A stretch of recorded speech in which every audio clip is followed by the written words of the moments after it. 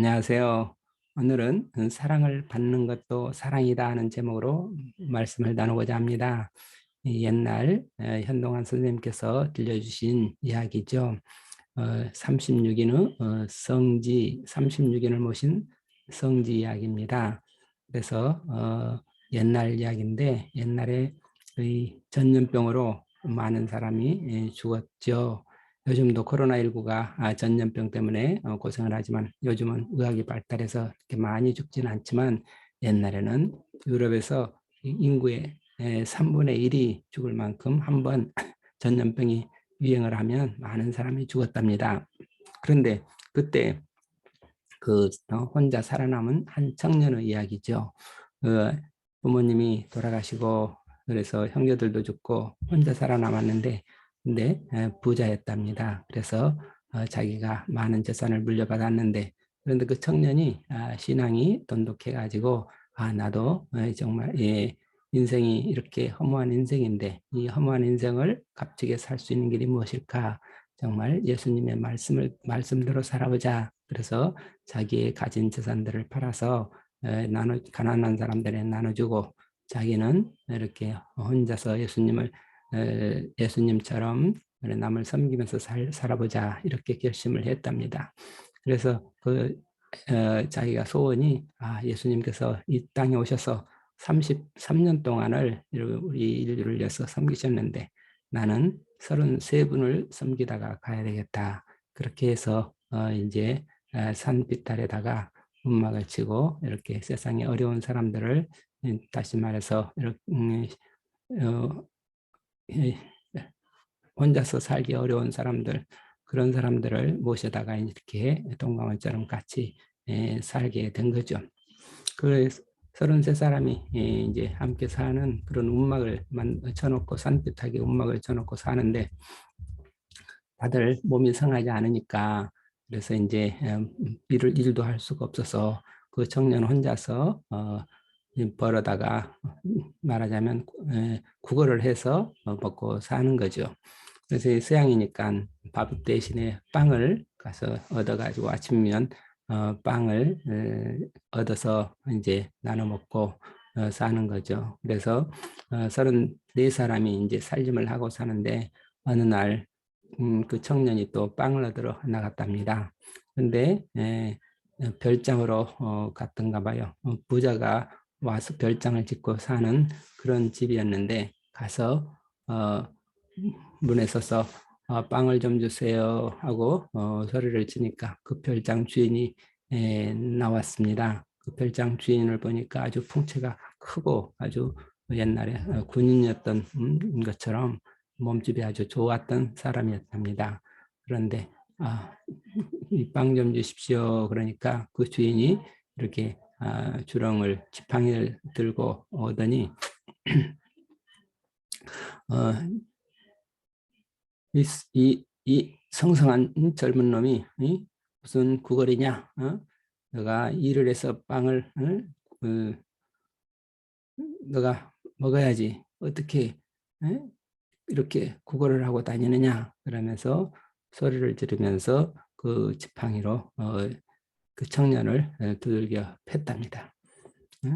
그때 마침 할머니가 오셨어요. 할머니는 성당에 아침 성당 미사에 다녀오는 길인데 보니까 할아버지가 청년을 데리고 있으니까 이게 무슨 일인가 깜짝 놀랐는데 근데 그 청년을 보니까 청년의 머리에서 후광이 나타나서 보니까 할머니가 예수님을 때리고 있는 그런 모습으로 보이는 거예요. 그러니까 갑자기 너무나 놀래서 그만 할머니가 까무러치고 말았답니다.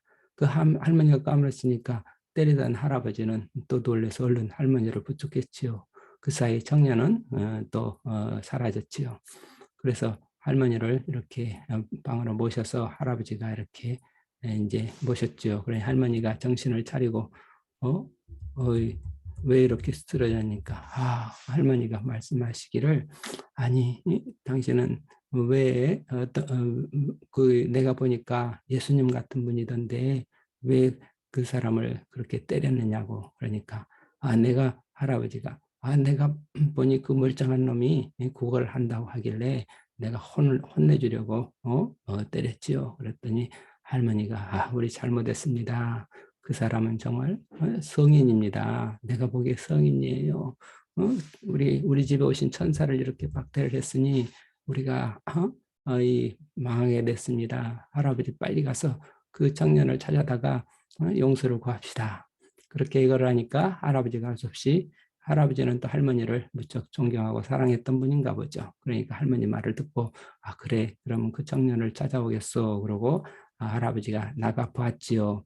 그랬더니 청년은 벌써 이미 온데간데 없이 사라져서, 그래서 할 수 없이 하루 종일 할아버지가 찾아다니면서 봤더니 이제, 그리고 그 다음 날도 또 그 청년을 만나려고 찾아갔더니 마침 아침에 또 다른 집에서 빵을 구우라고 있는 청년을 만나게 된 거죠. 그래서 할아버지가 청년을 어떻게 갑시다. 우리 할머니가 당신을 꼭 보시러 오라고 했어. 어저께는 내가 미안했어. 갑시다. 그랬더니 그 청년이 또 얼마나 순진하고 온순하니까 그 할아버지가 또 가자고 하니까 같이 따라왔죠. 그래서 할아버지가 이제 모셔놓고 그분을 할머니랑 할아버지랑 셋이서 이제 이 얘기를 하는 거죠. 그래서 할머니가 그 청년이 온 것을 보고 청년 용서해 주세요. 우리가 잘못을 저질렀습니다. 그러니까 청년은 아닙니다. 할아버지 잘못이 아니죠. 잘못은 제가 잘못한 거죠. 제가 이렇게 노동으로 벌어서 우리 식구들을 밥을 먹여야 되는데 그렇지 못한 것을 용서해 주세요. 그렇게 청년이 오히려 빌었답니다. 할아버지가 그런데 청년 어째서 이렇게 빵을 얻어다가 그렇게 빵을 얻으러 다니시오. 그랬더니 청년이 저는 누구네 아무개 아들입니다. 그러니까 할아버지가 그 소리를 듣고는 아니 그 당신 아버지를 내가 아는데 어디에 사는 그 큰 부호가 아니요. 그 부잣집 아들인데 어떻게 이렇게 빵을 구하러 다닌단 말이오. 예.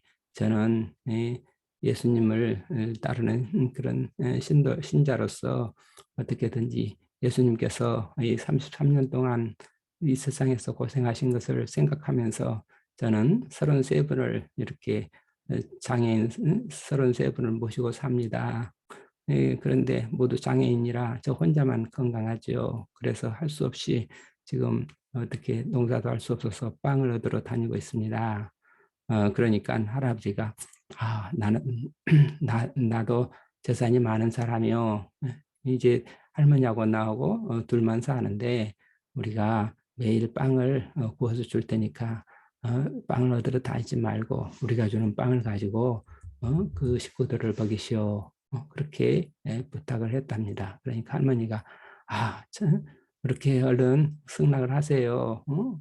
우리가 꼭 빵을 만들어서 공급하는 일은 우리가 할 테니까 우리한테 좀 받아가 주세요. 그러니까 청년이 그렇게 예 고맙습니다. 그렇게 하겠습니다. 그렇게 해서 그때부터 이제 빵을 할아버지 할머니가 구운 빵을 날마다 들고 가서 그렇게 34사람이 살았답니다.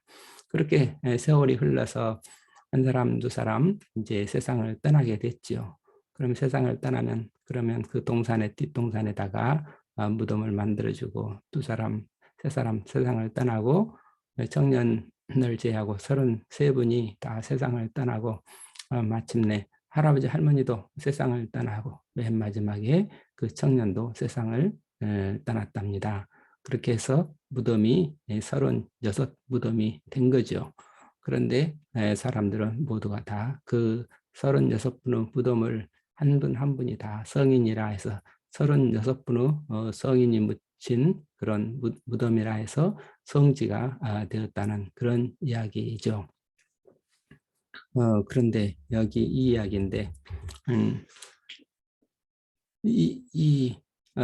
어떻게 그런데 한 사람은 성인이 한 사람이었다 그러면 이해가 되는데 어떻게 그 성인과 함께 살던 33분에다가 할머니, 할아버지까지 모두 성인으로 이렇게 모시게 되었을까?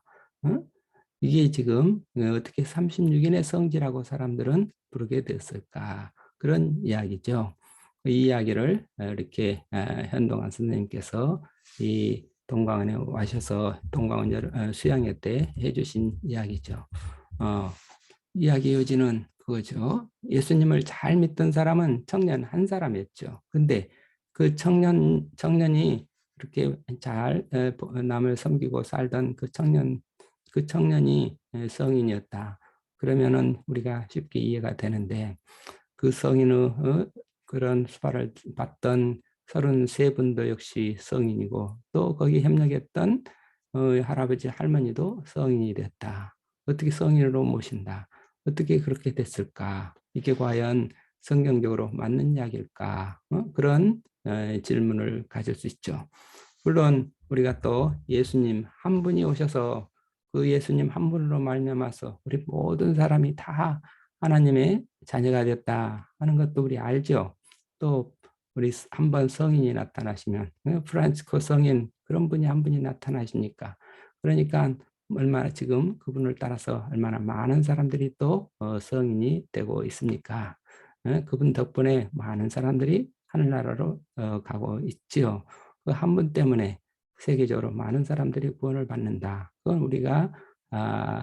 우리가 알고 믿죠. 그렇게 생각하면 그 한 사람 덕분에 그 33분 할아버지 할머니 모두가 다 하늘나라에 갔겠구나. 그건 믿어지지요. 그런데 그렇지만 실제로 사랑을 했던 사람은 한 사람뿐인데 그런데 그 사랑을 받는 사람들 33사람 그런 세 사람 그리고 그 사랑을 주고 사랑을 받고 그 일에 동참했던 할아버지 할머니 이 36분들 이런 이 36분이 어떻게 다 똑같은 성인이다. 그 말이 맞는가? 응? 한 분 때문에 모두가 다 구원받는다. 그런데 그 세 분이 33분에다가 할아버지 할머니 그리고 사랑을 베푼 그 청년 36분이 똑같이 다 뭐 차별 없이 똑같은 성인이 됐다. 어떻게 그럴 수 있을까? 아니, 우리가 보통 생각하면 사랑을 베푼 사람, 우리가 상을 줄 때는 사랑을 베푼 사람, 선행을 한 사람, 한 사람에게 주어지는데 어떻게 사랑을 받는 사람도 똑같은 상을 받을 수 있는가? 그 상을 주는데 다 똑같이 하나님께서 상을 주시는데 똑같은 사랑을 주셨다. 그러면 우리가 잘 이해가 잘 안 되죠. 또 성경을 보면 나사로가 천국으로 올라갔죠. 나사로는 근데 아무것도 하는 일이 없이 그죠? 얻어먹는 게 일이었죠. 얻어먹도 살던 그 나사로는 천국에 갔다고 하는데 그런데 그 사람에게 밥을 준 사람은 하늘나라에 가지 못했죠.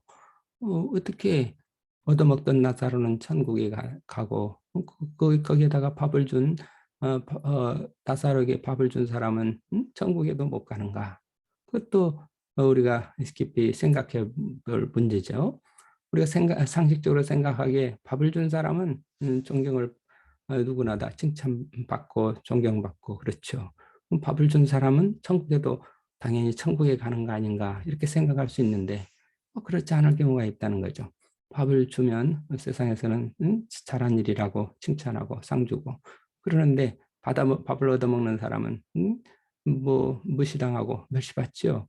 근데 얻어먹던 거지, 멸시받던 거지가 어떻게 하나님 보시기에 그 사람을 보시기에 아름답다고 하는가? 어떻게 하나님이 보시기에 이 친구가 덕이 있다 그럴 수 있는가? 거지로 얻어먹다가 하늘나라로 가서 아브라함의 품에 안겼다. 이거 아브라함이 우리 나사로 이렇게 사랑하는 사랑스러운 나사로 그렇게 했다는 건 어떻게 해서 나사로는 그렇게 나사로가 됐을까? 그 나사로를 보면 사람이 주는 것이든 얻어먹는 것이든 그게 중요한 게 아니고 그 뭔가가 다른 것이 있구나. 이게 우리가 성경을 보면서 생각할 점이겠죠. 말하자면 얻어먹는 것, 주는 것이 선하다. 그러면 얻어먹는 것도 선하다. 얻어먹는 것이 오히려 더 선할 수 있다. 이런 것을 우리가 알 수 있다는 거죠. 말하자면은 내가 가진 것을 지금 나눠줘라. 하나님께서 그렇게 명령하시면 우리가 그건 누구나 쉽게 할 수 있죠. 뭘 갖다 줘라 그러면 그거 우리가 쉽게 심부름하기 쉽지요. 근데 뭘 가서 얻어와라, 내가 구해와라, 얻어와라 그러면 그건 쉽지 않죠. 그러나 명령은 같은 명령이죠. 천명이죠. 어떤 사람에게는 이것을 나눠줘라 하는 명령을 받을 수 있고, 어떤 사람에게는 이것을 너가 얻어다가 먹어라 그런 명령을 받을 수 있죠. 그러니까 각각 그거는 하나님께서 주신 천명은 꼭 같은 것이지 이것이 좋다 저것이 좋다 할 수가 없다는 거죠. 그러니까 먹을 것을 주는 일이나 먹을 것을 더 먹는 일이나 같은 것이지 어느 것이 더 선하다고 할 수 없는 측면이 있는 거예요.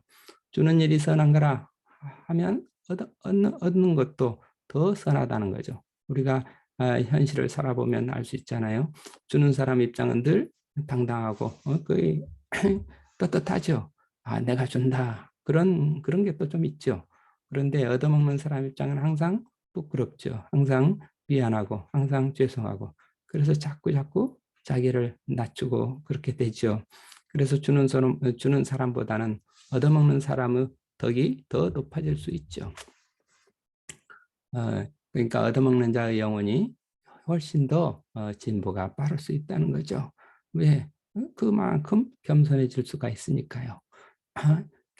우리가 자기를 낮추고 자기가 겸손해질수록 그만큼 더 영혼은 하나님께 더 가까워지는 것이잖아요. 그래서 결국 우리 인생의 목적은 구원을 받고 천국에서 하나님과 함께 사는 것이 목적인데 우리가 그런데 이게 우리가 뭘 많이 모았다고 뭘 많이 나눠준다고 해서 천국에 간다. 그건 아니죠. 많이 가진 것을 나눠주라 하는 명령은 우리가 쉽게 따를 수 있지만 받아먹으라 하는 명령은 따르기가 그렇게 쉬운 게 아니란 말이죠. 왜 그렇게 어렵나? 그러면 자기가 있는 처지가 불만스럽게 되고 또 불평하기가 쉽게 되죠. 그래서 이 얻어먹는 처지에서 불평하지 않고 불만하지 않고 그렇게 살기가 참 쉽지 않지요. 그러니까 얻어먹으면서도 항상 감사하고 평안하고 기뻐하는 그런 삶이 된다면 그 덕이 굉장히 높다는 거다.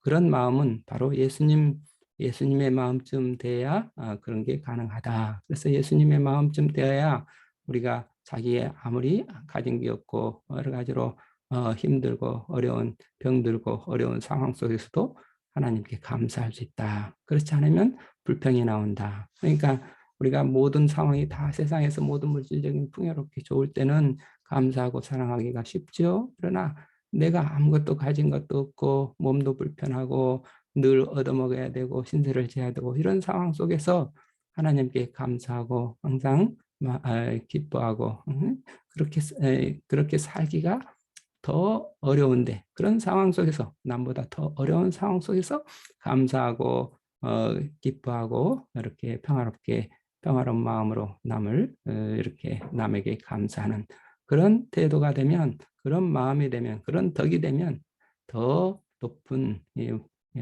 좋은 환경에서 이렇게 사는 사람보다 더 하나님께 가까이 갈 수 있는 그런 환경이 된다. 더 좋은 좋지 않은 환경이 더 유리한 환경으로 우리가 바꿀 수 있다. 그런 이야기가 되겠습니다.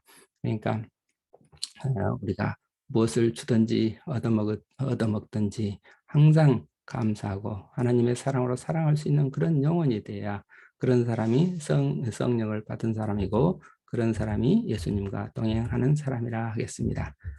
그래서 사랑을 준 청년이 성인이 됐다. 근데 그 덕을 얻어먹은 사람들, 그러니까 얻어먹으면서 예수님의 사랑을 배워 가졌던 그 33사람도 다 성인, 성녀가 되었다 하는 말을 우리가 그렇게 이해할 수 있겠습니다. 그래서 그리고 또 별장을 짓고 부자로 살던 할아버지 할머니도 그 빵을 보여줬을 뿐인데 어떻게 성인이 됐을까?